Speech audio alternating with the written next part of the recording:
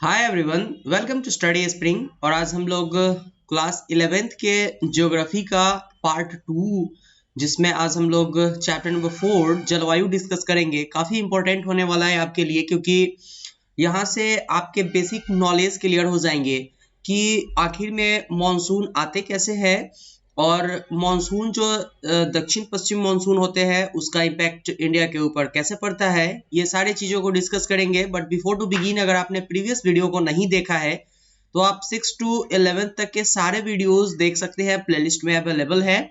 और इसके साथ अगर आपको ऐसा लगता है कि चैनल आपके लिए डेडिकेटली वर्क करती है तो चैनल को सब्सक्राइब और शेयर जरूर कीजिए, क्योंकि ये हमारे मोटिवेशन का एक बहुत बड़ा कारण बनता है। अगर आप पूरे भारत के जलवायु के ऊपर एक छोटा सा डिस्कशन करेंगे तो आपको एक चीज समझ में आएगा कि भारत की जलवायु जो है वो अलग अलग जगहों पर अलग अलग तरीके की है। इसके साथ अगर आप और थोड़ा सा देखिएगा तो कुछ ऐसा जगह है जहां पे हर एक घंटे में जलवायु का चेंजेस होना आपको देखने को मिल जाएगा।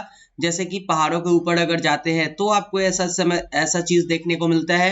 अदरवाइज अगर आप पूरे पश्चिम की तरफ जाते हैं और दक्षिण की तरफ जाते हैं तो आपको ये चीज देखने को मिल जाएगा। बट इसके पीछे क्या रीजन है, यही सारे चीज को डिस्कस करेंगे हम लोग। तो आते हैं अपने टॉपिक के ऊपर। सबसे पहले अगर हम लोग देखें कि मॉनसून कहाँ किसको जाता है, आपने क्लास 6 से लेकर के क्लास 11th तक के हर एक वीडियो को अगर देखे होइएगा तो आपको मॉनसून की अलग अलग परिभाषाएं मिली होंगी, अलग अलग डिफिनीशंस आपको बताए गए होंगे इसके, जो कि आपको मॉनसून को अलग अलग तरीकों से समझने में हेल्प करता है। बट इस चैप्टर में जो आपको बताया गया कि मॉनसून किसको कहा जाता है, तो मॉनसून का अभिप्राय ऐसे जलवायु से होता है जिसमें ऋतु के अनुसार पवनों की दिशा में परिवर्तन होता है। ये उत्क्रमण का बात यहाँ पे किया, बट आप इसको परिवर्तन भी बोल सकते हैं।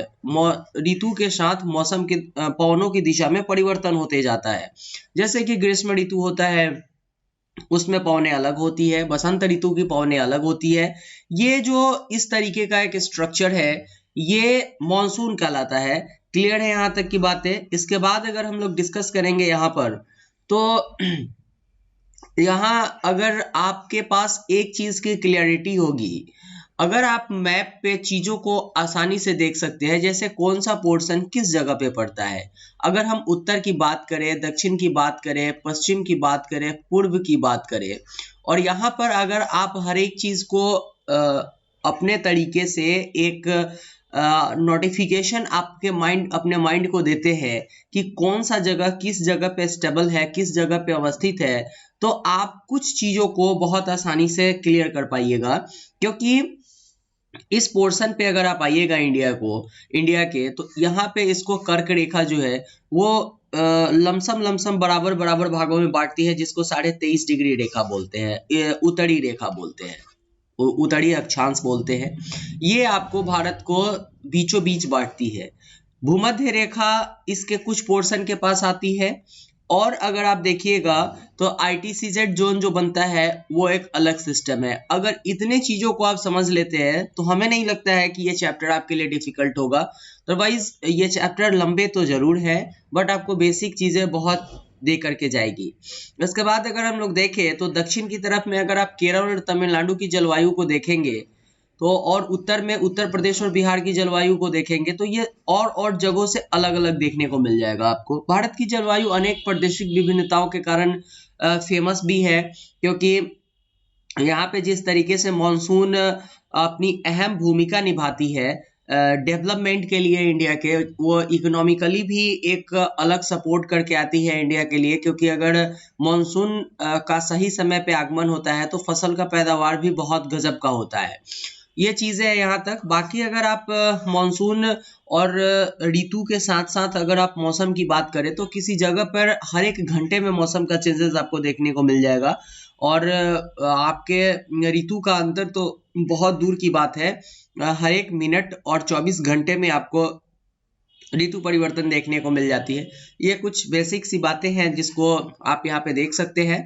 मगर अगर हम देखें यहाँ पे कुछ इम्पोर्टेंट चीजों को, तो अगर आप केरल और अंडमान निकोबार द्वीप समूह की बात करेंगे तो यहाँ पर रात में 7 से 8 डिग्री सेल्सियस तापमान का अंतर होता है। लेकिन थार मरुस्थल की बात करेंगे तो यहाँ पर दिन और रात में अगर मैक्सिमम और मिनिमम टेम्परेचर की बात करें तो ये 15 से 20 डिग्री सेल्सियस के बीच का अंतर हो जाता है वहाँ पे। यही सारी चीज़ें जो है वो इंडिया को अपने आप में एक जो है वो अलग देश के रूप में डिनोट करता है पूरे मैप के ऊपर अगर हम लोग देखें तो। इसके बाद जो इम्पोर्टेंट चीज़ आता है अपना, वो आता है कि हिमालय के ऊपर जो वर्षा होती है वो पानी के रूप में तो होती नहीं है, यहाँ तक की बातें क्लियर है। ये होती है किस रूप में, तो ये होती है हिमपात के रूप में। मतलब कि पानी जब अपने ठोस अवस्था में होता है वो उसका हिमपात वाला सिचुएशन होता है। बट जैसे जैसे हम ऊपर की तरफ जाते हैं 165 मीटर की ऊंचाई पे जाते हैं, 1 डिग्री सेल्सियस तापमान घटते जाता है। वैसे वैसे होता क्या है एक्चुअली में कि ऊपर जैसे जैसे हम जाएंगे तो जो बारिश होगी वो कुछ बर्फ की तरह ही होगी, बट हम नीचे अगर आएंगे तो इसका जो टेम्परेचर होगा वो तो जरूर कमता हुआ जाएगा। जैसे 145 के पास आए, 130 के पास आए, 120 के पास आए, तो ये जो बर्फ है ये पानी के रूप में पिघलना स्टार्ट होता है और फिर जो है वो ये नदी का निर्माण करता है और वो जो नदियां हैं वो गार्ज वगैरह का निर्माण करती है। लेकिन अगर आप देखिएगा मेघालय की बात अगर आप करते हैं तो मेघालय में खासी की जो पहाड़ियां है, अब पहला तो एक क्वेश्चन आपको प्री का यहाँ से मिल जाएगा कि चेरापूंजी कहाँ पे है, तो गारो, खासी और जयंती का जो जनजाति के कारण यहाँ पे पाई जाने वाली जनजाति के नाम के कारण इनका नाम पड़ा हुआ है पहाड़ियों का। इसमें जो खासी की पहाड़ियां है यहाँ पर आपको चेरापूंजी और मासिनराम जगह मिलता है, जहाँ पे 180 सेंटीमीटर की वार्षिक 1080 सेंटीमीटर की वार्षिक वर्षा होती है। और अगर हम लोग देखें तो जैसलमेर की अगर आप बात कीजिएगा तो जैसलमेर में औसत वार्षिक वर्षा जो है वो वर्ष में 9 सेंटीमीटर से अगर देखें तो थोड़ा सा अधिक होता है। तो चेंजेस हर एक जगह पे आपको देखने को मिलेगी। और ये अगर आप देखें तो इसके पीछे बहुत सारे रीजन्स है जिसमें अक्षांश की बात आ जाती है, उच्चावच की बात आ जाती है, वो चीज़ें एक एक करके डिस्कस करेंगे। लेकिन उससे पहले जो इम्पोर्टेंट चीज़ है उसको भी एक बार डिस्कस करते हैं। मेघालय में ही जो गारो की का पहाड़ियाँ है, पहले तो मैंने खासी की बात की जहाँ पे आपको चेरापूंजी देखने को मिलेगी और मासिनराम, लेकिन गारो की अगर बात करेंगे तो यहाँ पर जो पहाड़ियाँ है इसमें जो तूड़ा में एक ही दिन में इतनी वर्षा होती है। ये गारो की पहाड़ियाँ के ऊपर तूड़ा एक जगह है जहाँ पे एक दिन में इतनी वर्षा होती है जितना जैसलमेर में 10 वर्ष के बीच में होता है। ठीक है, तो 9 सेंटीमीटर अगर जैसलमेर में औसत वार्षिक वर्षा 9 सेंटीमीटर अगर आप मानते हैं तो 10 वर्ष में आप इसको देख लीजिए तो 90 सेंटीमीटर वर्षा होगी और यहाँ पर एक दिन में 90 सेंटीमीटर की वर्षा हो जाती है। तो चेंजेस अलग अलग तरीके के होते हैं भारत में, इसमें हर एक चीज अपना अपना अहम भूमिका निभाता है। सभी को डिस्कस करेंगे एक एक करके।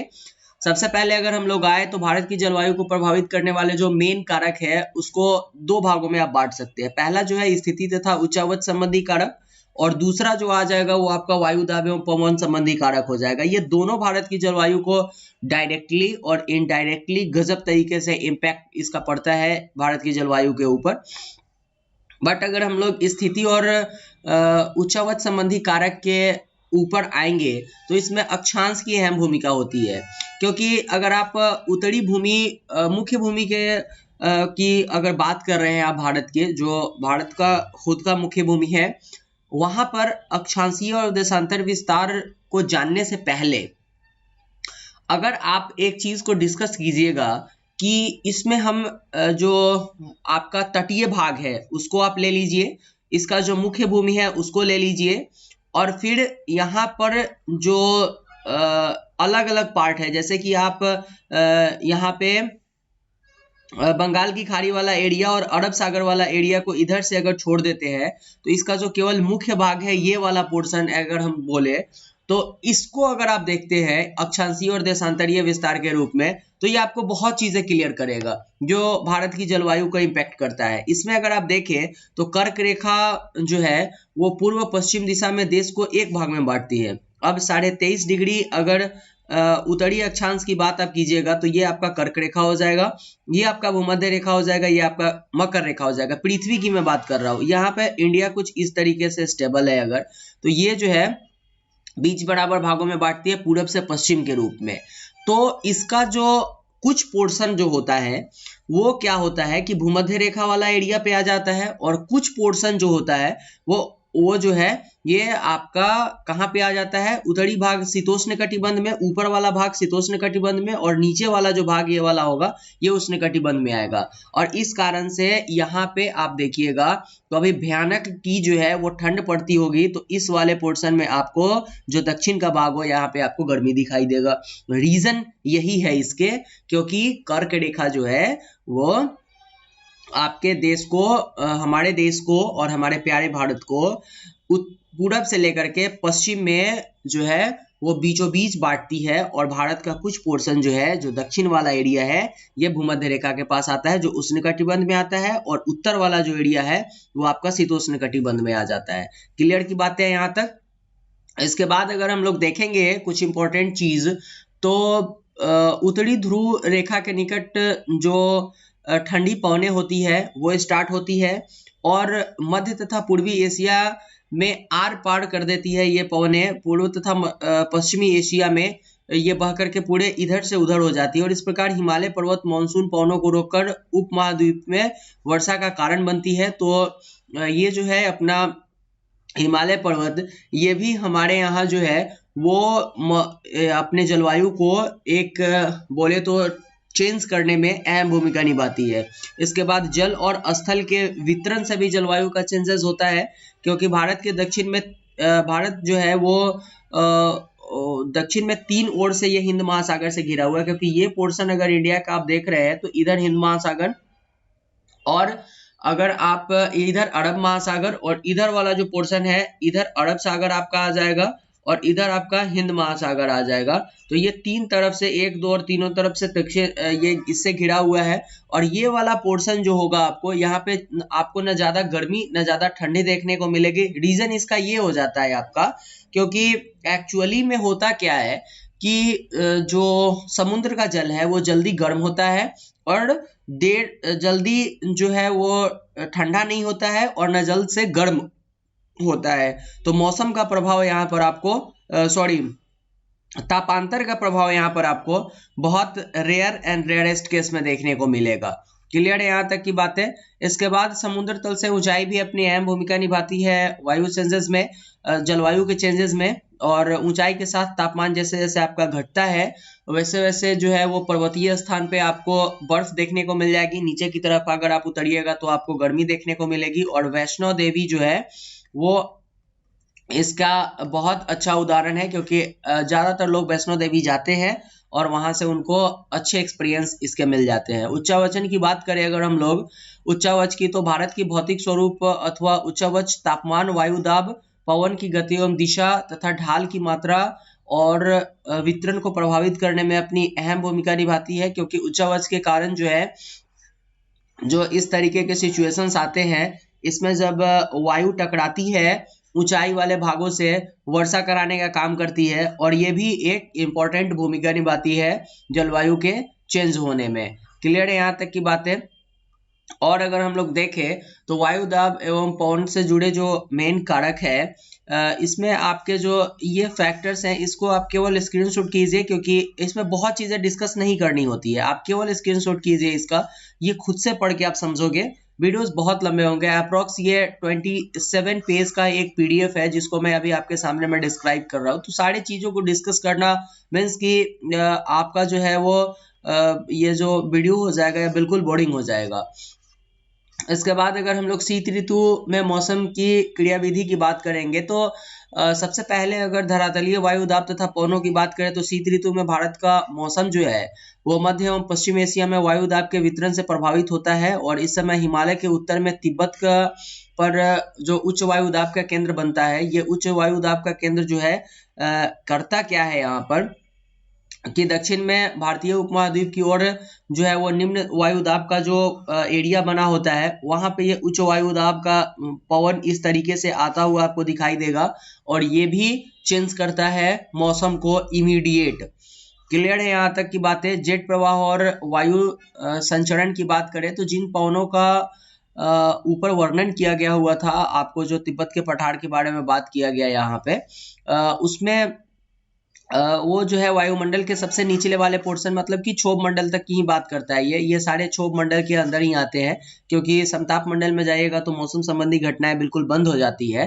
और ये जो है वो क्षोभ मंडल में लगभग 3 किलोमीटर के ऊपर बिल्कुल भिन्न प्रकार के वायु संरचना का निर्माण करती है जेट प्रवाह, क्योंकि जो ये वायु संरचना ऊपर की होती है ये मौसम को चेंज करने में भूमिका निभाती है, क्योंकि नीचे का जो वायु होता है वो अपने साथ जैसे ही ये गर्म होगा, ये निम्न वायु दाब का श्रेणी क्षेत्र बनाएगा यहाँ पर, तो ऊपर का जो पोर्शन होगा, ऊपर का की जो हवा होगी ऐसे ये बिल्कुल ऊपर जाएगी इस तरीके से, और यहाँ पे जो ठंडी हवाएं ऐसे आती है ये जो है ये अहम भूमिका निभाती है किसी पार्टिकुलर जगह के मौसम को चेंज करने में। ये सारी बातें बेसिक है जो आपको 6 से पढ़ाए जा रहे हैं।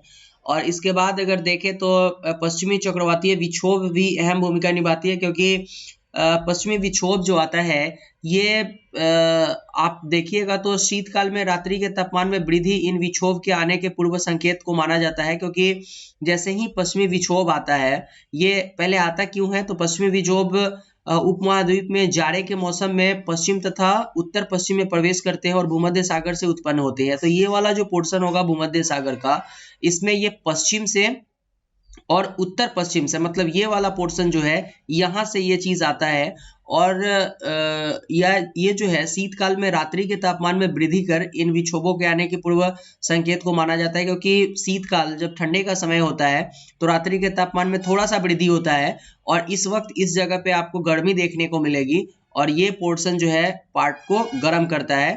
तो ये भी आपके जो है मौसम चेंजेस में अहम भूमिका निभाती है। और उष्णकटिबंधीय चक्रवात जो है वो ज्यादातर बंगाल की खाड़ी और हिंद महासागर में ही उत्पन्न होते हैं, इसलिए ज्यादातर जो एरिया आपके हिंद महासागर और बंगाल की खाड़ी वाले खाड़ी के आसपास में होती है वो एरिया इससे बहुत ज्यादा इफेक्टेड होती है, क्योंकि ज्यादातर जो चक्रवात आती है वो इन्हीं जगहों के आसपास में आती है। क्लियर है यहाँ तक की बातें?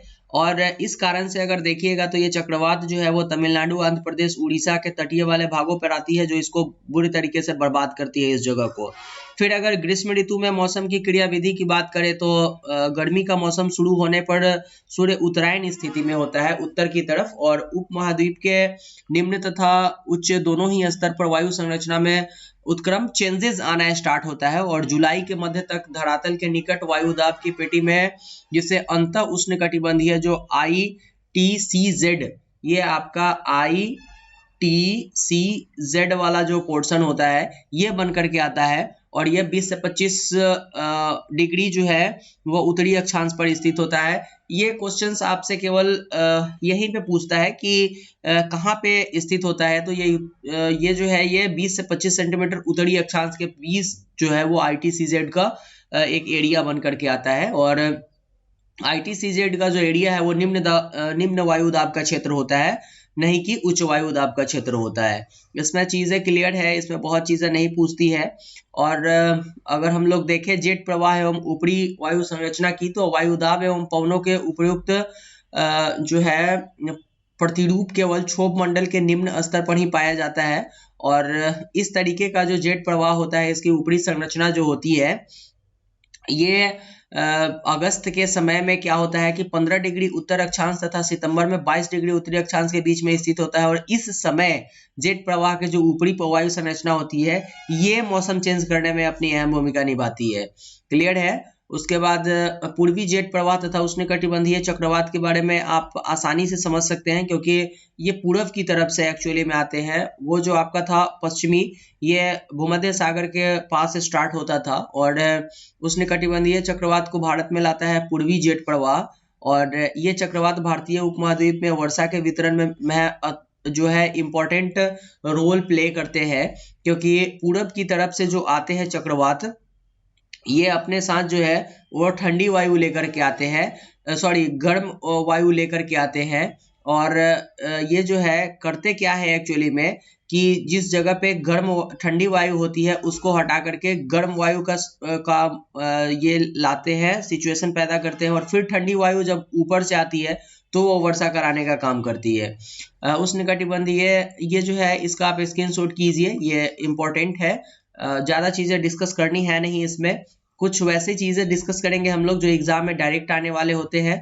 वैसे जो मैप्स होते हैं इसका आप स्क्रीनशॉट करते चलिएगा।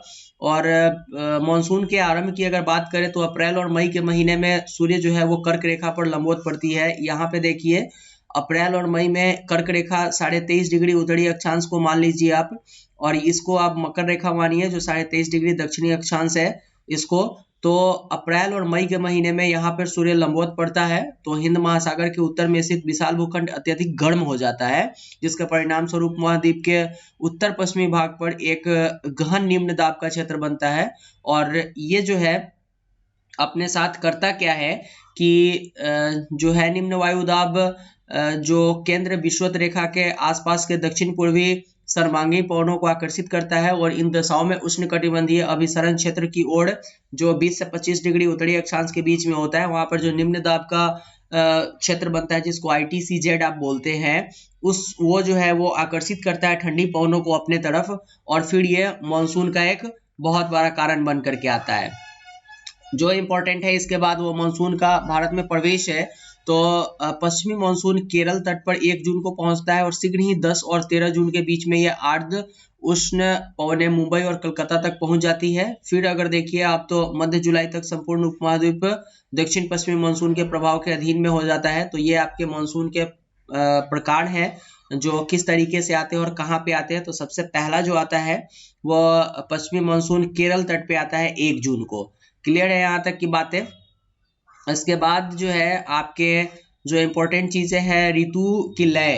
तो इससे पहले हम लोग ऋतु को बहुत अच्छे तरीके से पढ़ा था जिसमें शीत ऋतु, ग्रीष्म ऋतु, मानसून और फिर आपके जितने ऋतुएं थी उससे पहले उसको डिस्कस किया था प्रीवियस क्लासेस में जो 6 to 11th के आपके रेगुलर वे में चल रहे हैं इसमें। बट यहाँ पे आपको मौसम वैज्ञानिक जो जिस तरीके से ऋतुओं का डिवाइडेशन किए हैं वो शीत ऋतु, ग्रीष्म ऋतु, दक्षिण पश्चिमी मानसून की ऋतु और मानसून की निवर्तन की ऋतु, ये वैज्ञानिकों के तौर पर बांटा गया हुआ है। तो इसी को डिस्कस करेंगे पहले शीत ऋतु के तौर पर।